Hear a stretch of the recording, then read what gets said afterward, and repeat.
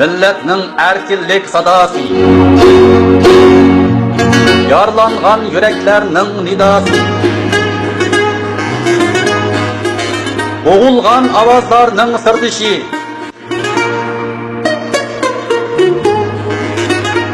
da'vogarlarning simosi,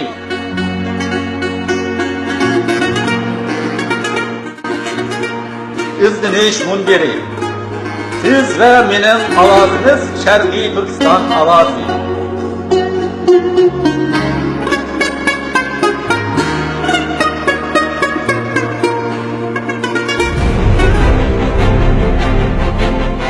Assalomu alaykum hurmatli Sharq Turkistonliklar. Anglayotganinglar Sharq Turkiston ovozi tor radiosi xabar va muloyiza programmasi. Aziz qarindoshlar, bugungi bu programmamizda peshqadam yozuvchi va siyosiyon Bo'lam efendi bilan radiomiz muxbirining elib borgan suhbatining 3-bölümünü anladınız. Qani huzurlangaysizlar. Başka bir tema qo'shsak, Qo'lamka, ma'u yaqinda Mamtimin Hazret degan odam Turkiyadagi tuyuqsizlik paydo bo'lib qoldi. Uzun yillar o'tdi bu odamni anglamag'ili, ko'migili. Ma'u qurultayniki bir ziyofatimi yoki bir yig'inimi birida paydo bo'liblar, tuyuqsizlar. Bu qurultayning yangi rahbarlarini maqtab, uchirib, alohida qobiliyatlik bir nimalarni deb so'zligi turdi. Hamda uningki maqsadli holda chiqib, birovniki depini chelayotganligini aytib aniq bu yerda. Bu adam qayt paydo bo'lgandan keyin xalq orasida ko'na hikoyalar qaytadan tatilab chiqarilyotdi. Masalan, O'rta Osiyoda bo'lgan bir qism qarindoshlarimizning o'ldirilishi. Ko'pincha odam, o'sha odam Mamtimin Hazrat va Avlimi Tursunlarning bevosita munosabatlik bu ishqa deb nuqda hozirgacha bu sir ichilmadi. Asli ichilish kerakdi. Xalqimizmi bilish kerakdi. Zada nima bo'ldi u yerda? Mening anglashimda sizmi bir qism ahvollarni biladi ekansiz bu vaqtda. Sizcha shu O'rta Osiyoda bo'lgan voqeada Xitoyning qo'li bormi? Oq ko'rinishi bormi Xitoyniki? Yoki bir shaxsiy manfaat, shaxsiy foyda manfaat sababidan bo'lgan ishlarmi u? Bu nuqtaga bir nima demak tez. Bu nokta bir nima demek tez. Ama Mamtimin Hazret intayin egos güçlük bir adam. Onun menmellik şu derecede ki bu menmellik için o milletini koyavırın da dünyanı kurban kılıp değerleydi adam. Şu derecede menmen adam bu. O dava, o hemmenesini yem kılıp tutunun. Endi bu adamning o'tirdi paydo bo'lishining sababi u o'z oldiga takror sahnaga chiqishga nayt ko'p urinib baqqan bo'lsa-mu, endi o'tmishdagi bak uzoq o'tmishga aylanib ketmagan 20 yillik bir o'tmish bo'lg'achqa hamma odamning esida bor ishlar. Bu tufaylidan o'zi bevosita sahnaga chiqishga mumkinchilikning yo'qligini ko'rib yetdi. Bu sebepten Uyghur Kurultayı'nın ki aksıga öttü bu hemde. Onu vasıta kılıp kayıt sahneye çıkışka yana tırışıp beklevatıdı. Endi bu adamның bu menmellikten aytkan vaxtıda o yüzüden başka ikinci bir adamla anda medeleydiğen türdeki adam emas. Yüzüden başka yana bir Uygur'unu itiraf kılıdığan türdeki adam emas bu. Gerçi o çiçaklık olsun mu? Bunda bir men adamның anda hoşamet gapni kılıp onu uçuruşlarından ben hayran kaldım. Bu adam qanday özgürüp kalgandı. Bu özgürüp kalmaydı ama o maksat ketiş için vasıtalamadı. Özünün egosunu yoşurup bunu ras maqtayotgandek qılıvatıdı. Əməliyyatda o da Uyghur Kurultayı'dək bir yerini dolqundək bir adamını itiraf qıladığan türdən emas. Endi o qayta sahnaga chiqa olamdi degan masala bor. O turda meningcha Onun ömrü yar vermeydemde. Hakkı bunu unutuldurup, bunun için o 200 yıl yaşamak lazım. En az 150 yıl. 100 yıllık hayatıda barlık hayat şahitli ülep tügüse, keyinki 50 yılda hendin senlik çıksa belki mümkün bola. Ama onun mümkünçülük tügüdü. En azından men hayattaki. Yani demişim o hakikaten bu ahval adamı hayran kaldırdı. Bu adam 10 yılda kökap ketip tuyuksuzla payda bulup ma o yeniden hukukni julup tatып algan ba'zilarini o'chqashqar maqtab xoshamat bilan boshlabdi gapini. Bu adam jiq adamni hayron qoldirdi shu qilmishlari bilan. Yani bir iş bayağı dep öttünüz mü şu Amerika'da bulduğun faaliyetini, namayişini bular qandaqdır mustaqilchilar, bular radikallar dep chaqallar bo'pti ki. Endi hozirgi holatda shu hozir davo sepida endi ikki xil iqim borda. Birisi inson haqlari yoki o'z taqdirini o'z belgilash degan bir shuar bilan chiqib jinni baqiyotganlar. Masalan, NED'dan boshqa yerdan pul olib burun o'zidan o'tuvchi xizmati bo'lmag'achqa shu sabablar bilan NED'ning shu shuarlar bilan NED'dan pul olib maoshlik ish qilayotganlar bor endi.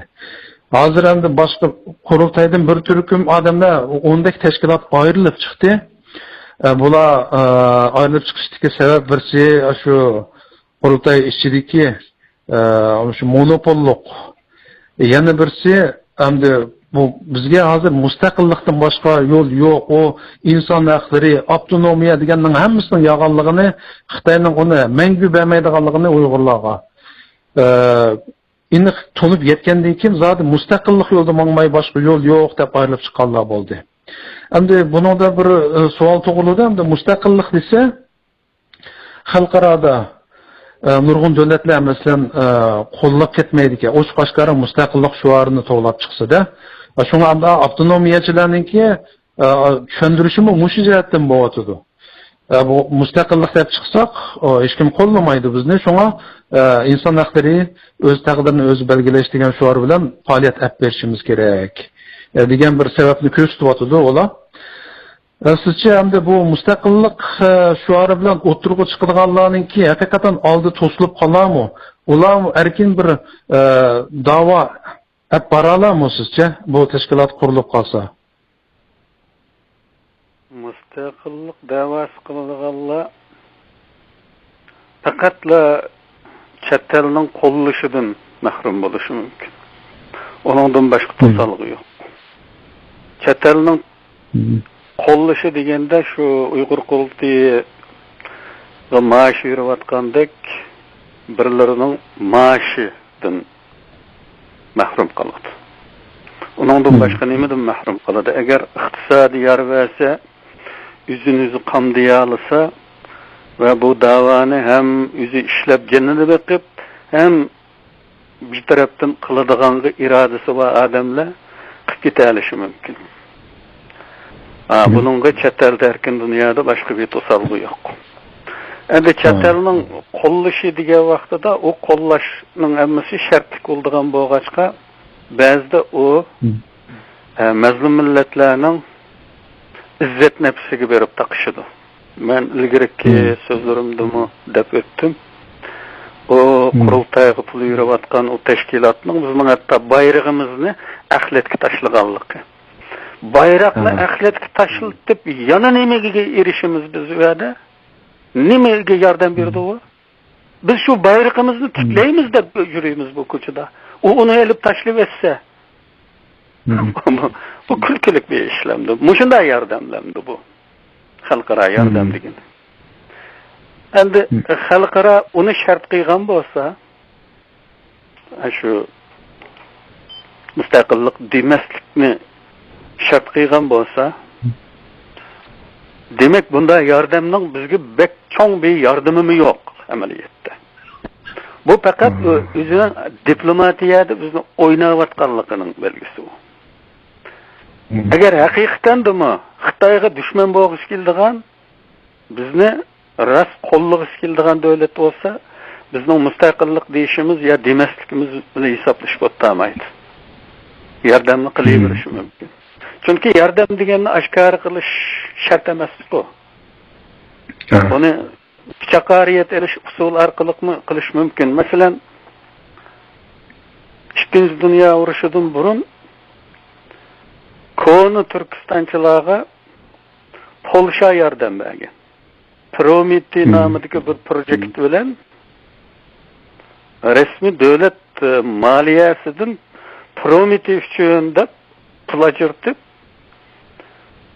Sovet dushmanlariga yordam bergan. Onun için Ruslar mı, Türkler mi? O'rta Osiyo Türkleri. Ama onu oshkor qilmagan. Yani bu hammadan bilib turadigan bo'lishiga qaramay, qonunan oshkor emas-da.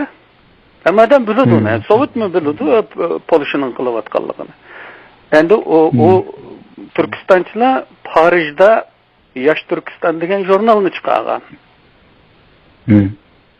Go'yo bu Parijda Fransiya qilayotgandek ko'rinish berib, amaliyotda Polsha qilgan yordam u.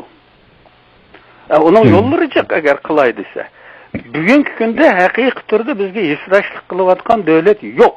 Masalaning chataq yeri bu. Yoki ba'lariga biz keraklik javobni berolmagan ayni vaqtda. Ümidsizlendirib qo'ygan yerimiz var. Onun için bizge ishonchisi yo'q.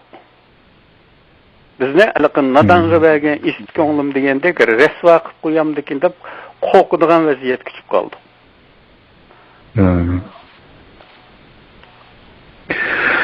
Endi hozir men yaqinda bir maqola o'qib qoldim. Hindistondagi bir amaldormi, bir mutaxassismi birisi bir maqola yozib demiş.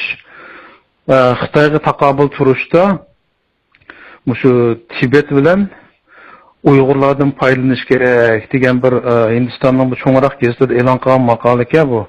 Mush to'g'risida ama ijtimoiy taratqularda bu xabar tarqatildi.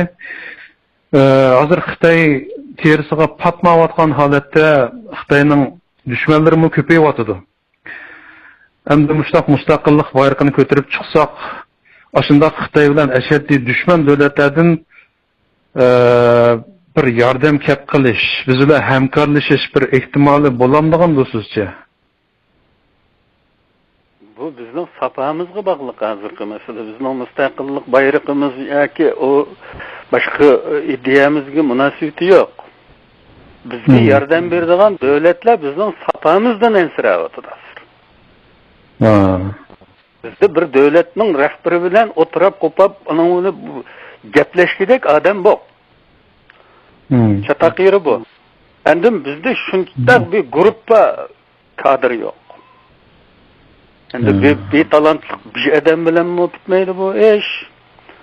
Bu bir top odam keraktiradi. Chunki bir mexanizm, bir muncha aql bo'lish kerak. Bir-birini harakatga keltirdi. Bir yalğız çiçlikçaq işim emas o.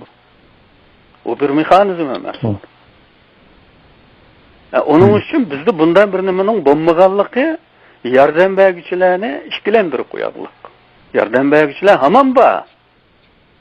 U bizni kutyapti. Bizning u da'voga tayyor bo'lishimizni kutyapti. Mening qarashim bu boshdan oxir. Endi hozir shu chet elda yashayotgan Uyg'urlar vatan ichida qo'yish amal yo'q. Chet elda yashayotgan Uyg'urlar ichida jiddiy bir uyg'unish va uningdagi sababmi shu vatan ichidagi chidag'isiz adadidan ziyoda besim qirish hatto oshkora qirg'inchilik qilyapti hozir Uyg'urlarga. Milyonlab akirib so'lib, u yerdan Uyg'urlarning o'liklari chiqyapti. Mushu holatda hamda chet eldagi Uyg'urlar orasida zada qo'limizga qurol olib ish qilmoqchi vatan ozod bo'lmaydi-ekan deydigan bir ideya shakllanyapti. Ammo hozir haqiqatan bizni qo'llaydigan, oshkor qo'llaydigan bir davlat bo'lmag'achqa bunga imkoniyat bo'lmasligi mumkin. Ammo hozir endi hozirgi vaziyatimiz endi hammamizga ayon, asosan shu cho'nglar orasidagi ziddiyatlar sababli bu da'vo sepimiz munoyat safosiz odamni umidsizlanadigan bir holatda. Endi bizdan keyin ammo yoshlar bu ishni qaysi turda davom qiladi? Bu vatanimizning kelgusi uchun nihoyatda muhim bir ish endi. Ama hozir diqqat qilsak shu har qaysi tashkilotlarda rol o'ynayotgan yoshlarniki tayini yo'q. Mushu jihatda bir savol so'ramoqchiman sizdan. Mushada bir bo'shliq bormi qandoq? Bu yoshlarımızın tarbiyalanishi bekmi yetersiz bo'lyapti, qandoq shu da'vo sepedasizcha? Yetersiz deyish uchun bir nima bor bo'lsa, undan u yetarsiz deb sifatlanish lozim bo'ladi-da. Yetersiz deydiganmi bir nima yo'q o'tirdi. Mening qarashimda. Chunki uning bilan gaplashayotgan odam yo'q. Bir odam bormi? Yoshlarni yetishtirib etdim deydigan bir tashkilot. Endi shaxs nayti yo'g'on bo'lib ketgan taqdirdami bir shaxs. Nayt talantli bo'lib ketdimi u bir shaxs. Onun uchun shaxsning ishiga Xitoylik cho'chib ketmaydi. Hukmi ketmaydi uningda. Xitoyning qo'rqadigan tashkilot. Ben bunu teşkilatka ait sözlerimde dedim. Bu teşkilatlanish bek muhim. Jiq ish teşkilat orqali bo'lishi kerak.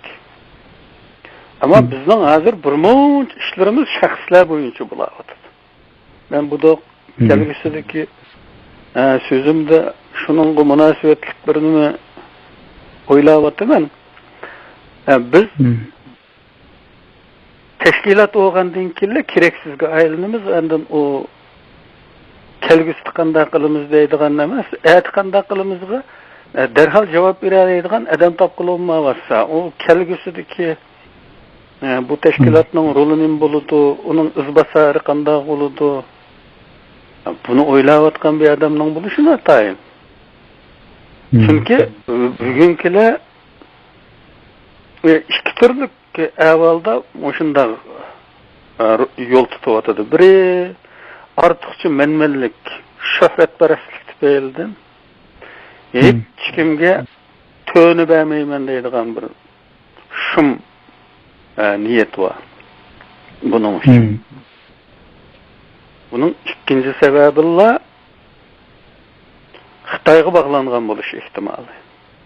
Buningdan boshqa uchinchi bir sabab yo'q bunda ishda. Agar vatan millat uchun jon fido qilaman deydigan rasul bo'lsa, qon yuraman deydigan rasul bo'lsa, mol yuraman deydigan rasul bo'lsa, aldı bilan shaxsiyatini qurbon qilmoq lozim keladi. Shaxsiyatini qurbon qilinmayotgan, o'zining menmanlik uchun hammani chaylab, kechib o'talaydigan bunday insonlarning vatan uchun bir ish qilishiga ishonmakmi bek zo'r. Endi bu masalan deylik, qurultay degani har yili degidek yoshlarni demokratik bir nimada tarbiyalash degandek bir kurslarni olib beryapti-da o'xshamagan davlatlarda. Sizningcha buning bir roli bo'lyapti. Undan boshqa hozirgi holatda dedingiz, bu yoshlarni tarbiyalash ishini tashkillaydigan odamning tayini yo'q deb. Bu holatda yoshlarni o'z oldiga tashkillanib, o'z oldiga bir faoliyat olib berishga rag'batlantirish va chaqiriq qilish sizcha to'g'ri bo'ladimi? Albatta to'g'ri bo'ladi, nima uchun bo'lmasin? Vatanning da'vosidek bunday buyuk bir ishni bir millat o'zi ishonmaydigan bir to'p odamga o'ddiga berib yutib qarab o'tirish kerakmi? Mümkün emas bu. Bunda o'ddiga berib yutish xato bo'ladi. Amma adam o'zining mas'uliyatini tonish lozim. Amma adam qo'lidan kelgancha tupurilishi lozim.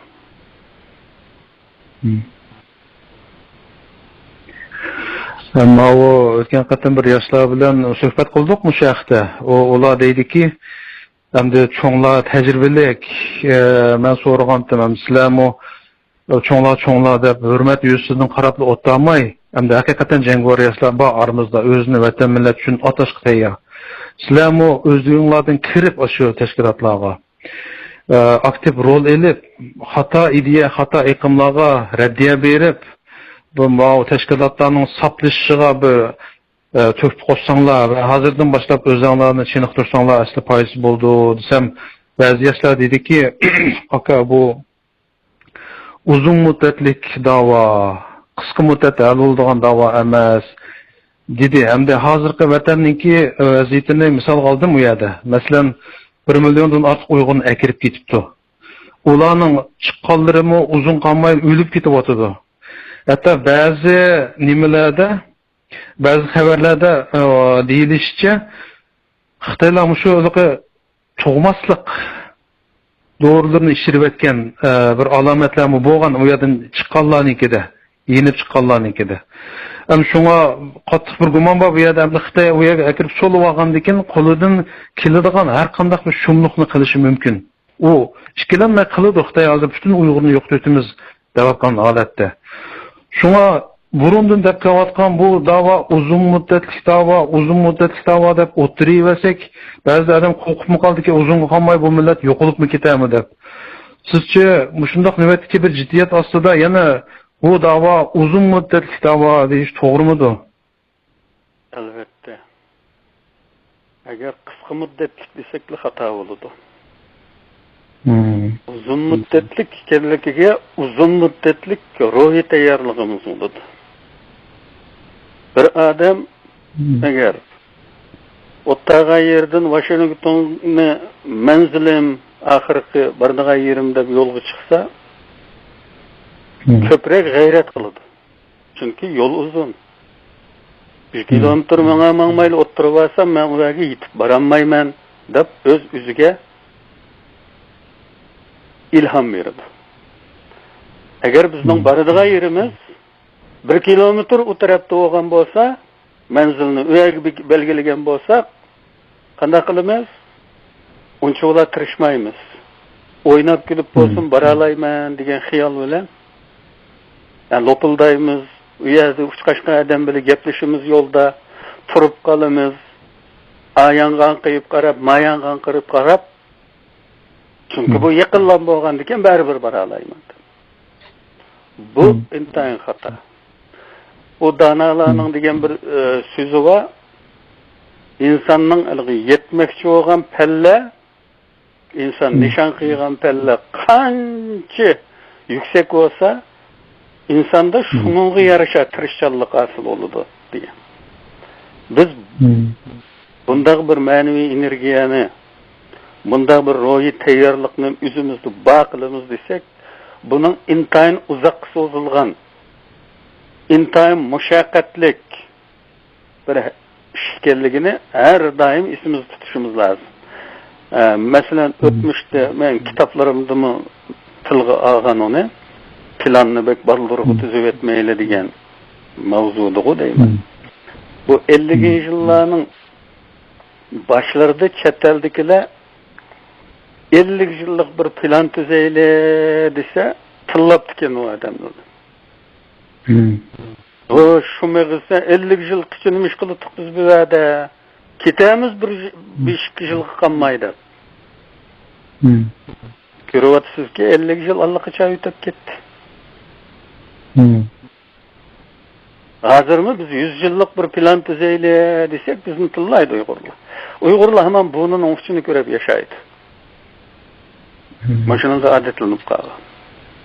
Onda uzak sozulduğun, onda neticesini şu ömür içinde kögül olmaydığı işlağa bel bağlayalaydığı iradesi yok Uygurlarının. Bu iradını sündürüp koygan kahramanlık ruhu ölgen bir halette. Bu ruhunu tirildirmek lazım. Biz özümüzü o kadar uzun bir seferge tayyorlashimiz lazım. O bir gün içinde şıkaşıdı deb qalsak bexutlashib qolamiz. Hem bu dörtlük oluda bugün ko'rinayotgan dunyoning vaziyati uchun aytgandimi? Bunday bir ehtimollik yo'q. Yaqin arada bo'lgan bir ehtimollik. O'zizdan bo'lib qolmaydiki bizning holimiz bu bo'lsa. Dushmanning avvali u bo'lsa. Öz-özüden birinin bulap kalmaydı. Dünyada bir özgürüş olmak lazım. Endi hozir shu Uyg'urlar orasida hamda vatanniki jiddiy vaziyatini ko'zda tutib bir xil andishi bor. Ya'ni Xitoy mushu qadamda mangsa Uyg'urni uzunga qolmay yo'q qo'ytami, shunga bir jiddiy tadbir qo'llansak mayli, jondan kelsakmi, nima qilsak, radikal bir usullarni qo'llansakmi, masalan, chet eldagi parlamentlar, hukumatlar oldida ochliq e'lon qilish, bir xil qarshilik kuch ko'rsatish Xitoyga. Mushundaq bir jiddiy tadbirlarni qo'llanmasak, Xitoy milliondan akirib bu Uyg'urni yo'q qilitish ehtimoli borki, shunga bir jiddiy tadbir qo'llanmasak bo'lmaydi deydigan bir ko'z qarash bor Uyg'urlar orasida. Sizcha bo'ladimi mushundaq bir tadbirlarni qo'llanish natijasi bo'ladimi? Bunun neticesiga bir nima deyish tez. Endi Xitoy bizning dushmanimiz. Xitoydek bir dushman endi u ochliq e'lon qilganligiga pisand qilmaydi. Cho'qim. Bu faqat biz namoyishni nima uchun qilamiz deb sharhlayotimiz yillardan u dushmanni qo'rqitib qochirib o'tish uchun qilmayotimiz bu namoyishni. Va u mumkin emas. Xuddi shunga o'xshash. Xuddi namoyishni qilganimizga o'xshash. O'z ro'yimizni urg'utish, burchimizni tutish, dunyoga bizning taslim bo'lmaganligimizni jakalash uchun qilindi namoyishdi. Qulluqni qabul qilmaydiganligimizni jakalash. Buning bir üstün shakli bo'lishi mumkin, ochliq e'lon qilish va bu boshqa davlatlarni ta'sirlantirishi mumkin. Va bu millatning ro'yi o'lmabdi. Bu millatning yulisa, yulug'chiligi bo'xshaydi deyilishi mumkin. Ayni vaqtda Qashqarda Sama voqeasi bo'lib 16 Xitoy o'lgan vaqtida Germaniyada ba'zi gazetlar qadimgi Uyg'urning qahramonlik ro'yi o'lmabdi deb yozgan. Bizning nima degan shunga biz sad dedi. Amerikada bizsi. Alim Sitov degan. Sad. İntan qayg'urdik dedi. Xitoyning o'lguni qayg'uryapti. Mushundaq bir qalliq voqeaning o'g'iniga o'zini baxtsiz his qilyapti-da. Chet elliklar bu Uyg'urning ro'yi o'lmabdi deb madiylayapti, o'zimizningini pisildayapti-da. Ezleklarcha. Demak, biz shu ruhimizni keskin ifodalasak, chet elliklar bizga ishonishga boshlaydi. Ammo buning Xitoyga qanchalik ta'siri bo'ladiganligini biz mo'lchar qila olamiz. Xitoyning tabiatini bilamiz. Ana Xitoyning Uyg'urni tugutish ehtimoli degan ehtimol masalasi o'rtada yo'q. Bu ehtimoliy emas, bu cho'qim bu. 50 yil qolmay tugutadi Uyg'urni. Agar biz mana shundaqla quruq gaplar bilan hech qanday amaliy harakat qilmay, rasmiy plan programmalik bir ish qilmay, shunda o'tib ketaversak, zarlab o'tiraveramiz. Xitoy tugutadi. Onun uchun men dedim, qilib burunda nima qilish kerak? Bizning navbatdagi birinchi kun tartib milliy mavjudligimizni saqlab qolish. Bir ozodlikning ishga eshishi bir tarixiy fursatga bog'liq.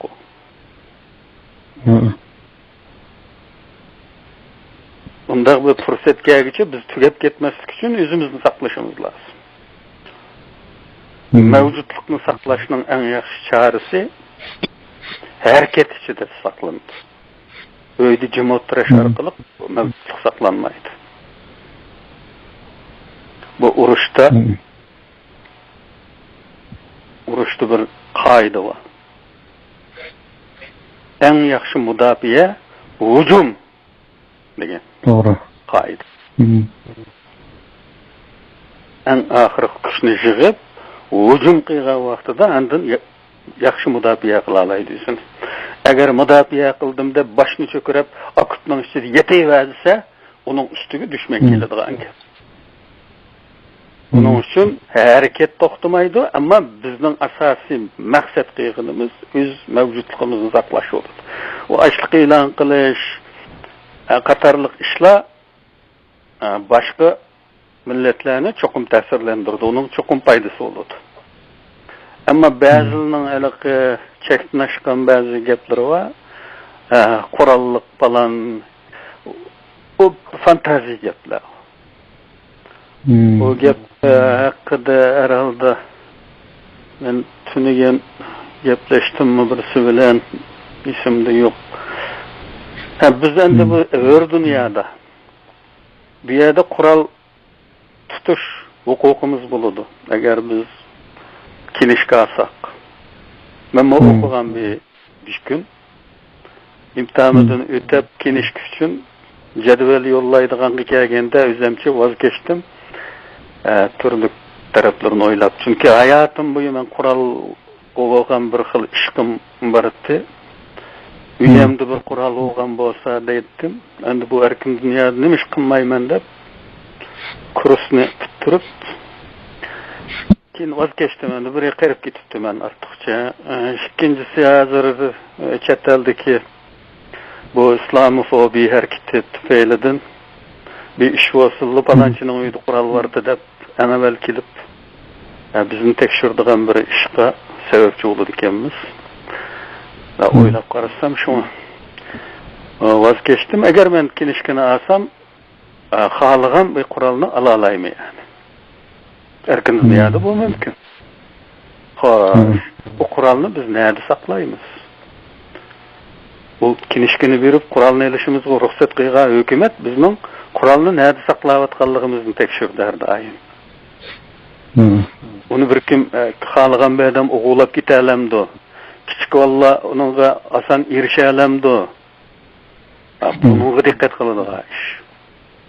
Agar u qonunsiz qurol bo'lsa, uni saqlamoq taxmicha. Buni o'ylash lozim. Amaliyotning ichida turib o'ylash lozim. Mening bir miltiqim bor, qonunsiz bir miltiq. Men uni nega yo'shiraman?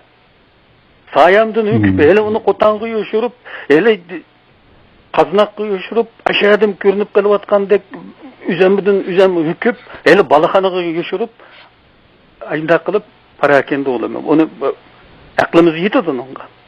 Onu sığdığını olmaydı onu. Onda mümkünçülük yok, onda zat geplerini, hele yoğun bir icadiyetini oturup koygan, oturup koyduğun bekcik kırındaşlarımız varken, o mümkünçülük yokmuş. Kuralını tutadigan bir grup için bir muhit lazım. Bir hükümetsizlik muhiti yoki bizga yesidaşlık qilgan ve biz için ma'lum bir rayonni ajratib turib, mana müşahede shuni müşahede qil degan bir hukumat tuproq lazım. Ya hiç hükümetsiz Suriyaga o'xshash bugunki bir qalaymiqan vakuum bir muhit lazım. Bo'lmasa qurolliq bir top odam o'zini hech chagis qilolmaydi. Ular quruq gapni qilaversak bo'lmaydi. Va bu qurolliq odam qanday u deylik ki g'arb dunyosida bu bir top qurolliq odam. Uning nima foydasi? O vatanimizning chegarasi qanday boradi? O köseylerini götürüp aeroplanga chiqa olamdi. Devlet atlab chigirlardan qanday o'tadi u? Buni o'ylamayli qurollanish lozim, aqlish lozim degan anda shuvarlar quruq gaplar. Amaliyotga ashug'un bo'lmaydigan fantaziya. Aldı bilen bizning imkonlarimizni o'ylaymiz. İchki imkonlarimiz, tashqi imkonlarimiz. Bunga uyg'un keladiganini qilamiz. Açlık ilan qilish o can o'zimizning shaxsiy jani bo'lgandikan tamamen mümkün. Top bilan shaxslar bo'yicha har xil shaklda qilish mumkin uni.